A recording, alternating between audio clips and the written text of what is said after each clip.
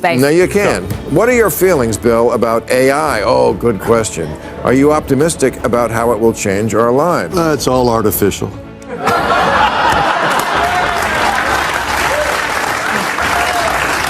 It's going to change. It's changed everything. It's changing everything. It has changed already. Yeah. It will change, and will it come alive and destroy us? Hopefully.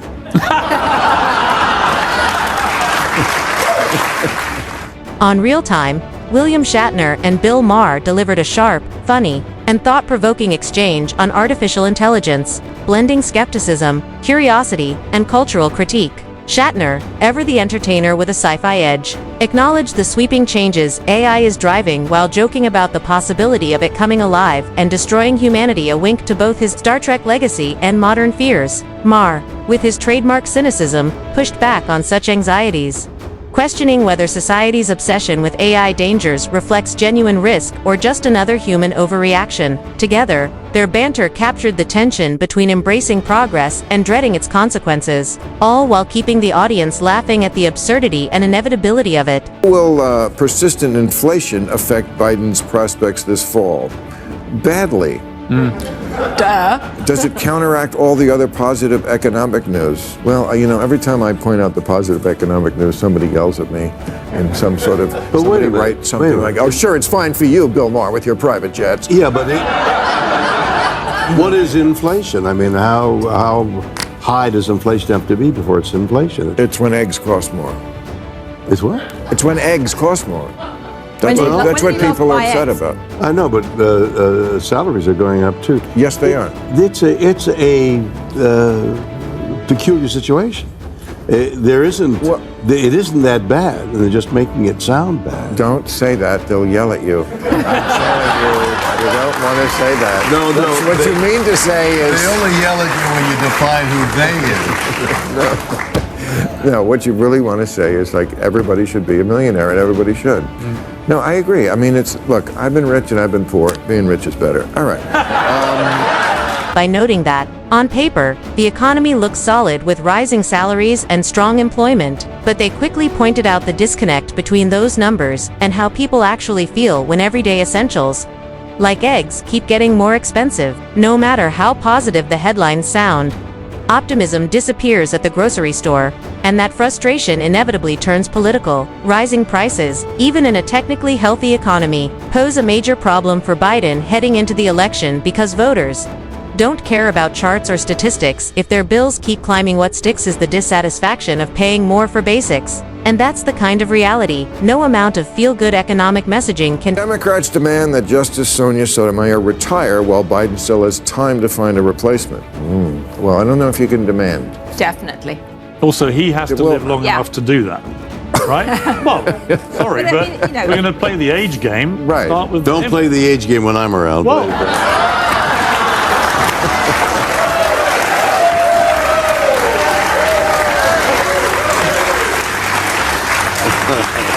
I hear you, Captain. I hear you.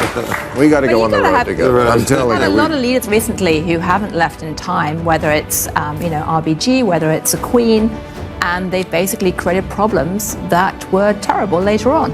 I mean, The Queen? What are you on about? Well, the royal family was infantilized by the fact The Queen was basically the female William Shatner, where the older she got, the older...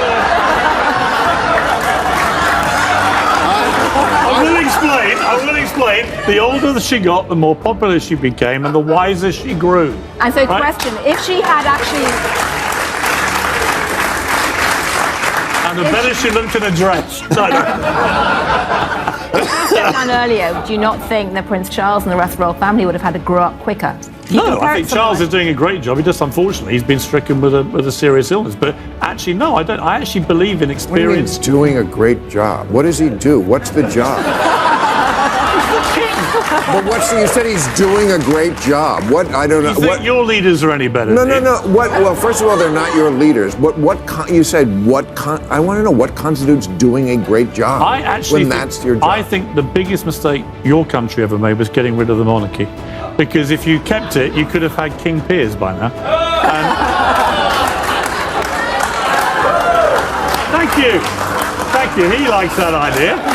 I don't. They provide a comfort blanket to the nation, which I think is underrated. Bringing up that age-old question, when is the right time for public figures, especially powerful lifelong ones, to step down? They're looking at it strategically. Democrats are worried about holding on to that Supreme Court seat, especially given what happened with RBG. We all know how her decision to stay on the bench until late in her life ended up shifting the balance of the court after her passing. So there's this underlying tension. Should SAA step aside now while Biden can still name her replacement or risk leaving it to fate? But it doesn't stop there. They expand the convo beyond the court, talking about leadership and aging more broadly. Queen Elizabeth II gets thrown in as another example of someone who held on to power until the very end, creating all sorts of complications for the next generation. The real question they're circling is, at what point does holding on to leadership positions stop being about wisdom and experience and start being about ego or fear of letting go? It's a delicate balance, and honestly, the segment pulls no punches, basically saying sometimes knowing when to step down is just as important as knowing how to lead. Finding evidence of alien life. They seem to think of you as somebody who's an expert on space. That's because I am. I know, but,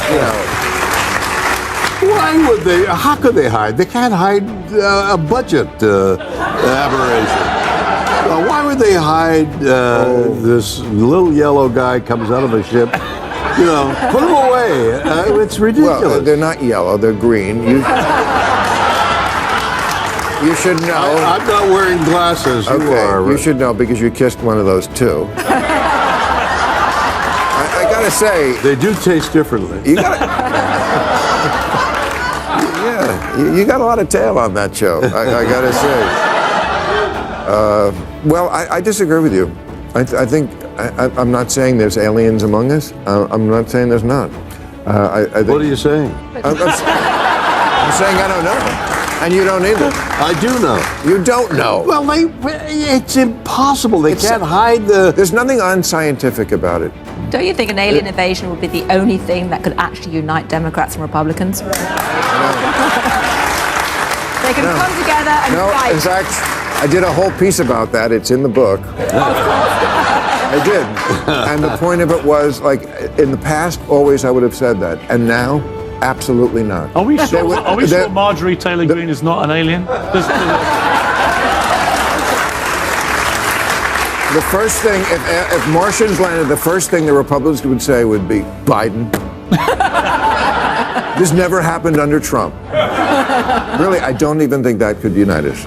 Often seen as the pop culture authority on all things space thanks to his Star Trek legacy, was asked whether he believed the government is secretly hiding evidence of alien life, and in true Shatner fashion, he shot the theory down with humor and logic, pointing out that if the government can't even cover up something as simple as a budget error, the idea that it could successfully conceal little green men landing on Earth was beyond absurd, delivered with his trademark mix of charm, sarcasm, and sharp timing.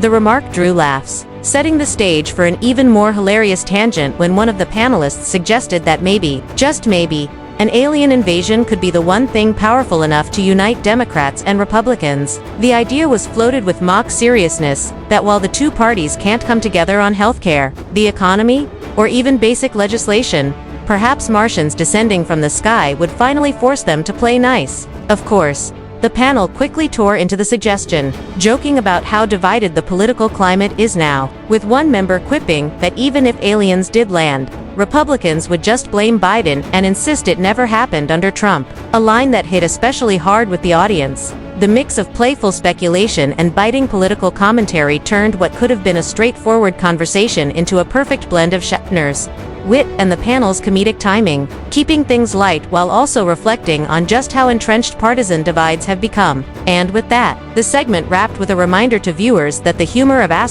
real-time lies not only in the jokes but in the absurdity of how easily real political issues can be parodied. So if you enjoyed the analysis, laughed at the wild moments, or found yourself thinking a little deeper, make sure to hit that like button, drop your thoughts in the comments, and subscribe for more sharp takes and offbeat debates in future episodes.